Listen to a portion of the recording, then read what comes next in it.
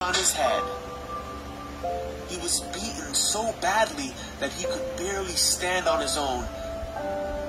And then he was forced to carry his cross so far up a mountain that he needed help because he could not do it on his own.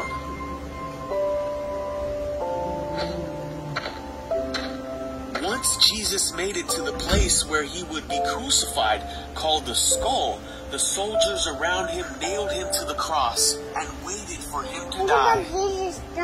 While Jesus was hanging on the cross, many people shouted to him, "If you really are the Son of God, save yourself from the cross." But Jesus knew he had to die to forgive his people for their sins. At noon, darkness fell across the whole land. 3 hours later, Jesus took his last breath and finally died.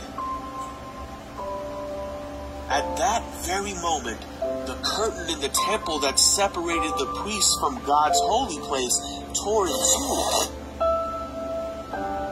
A soldier watching the whole thing said, "This man truly was the Son of God." Then a righteous man named Joseph came and placed Jesus' body in a tomb. 3 days passed and it seemed that there was no hope.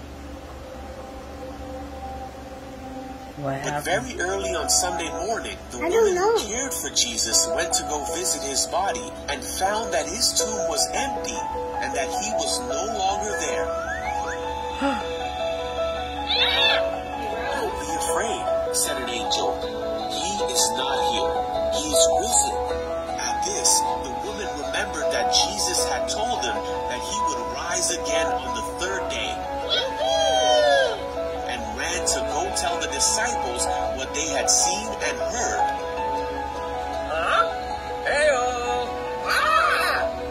And then for the next 40 days, Jesus appeared to his disciples and many others and showed them that he was alive and well. Amen. He told them that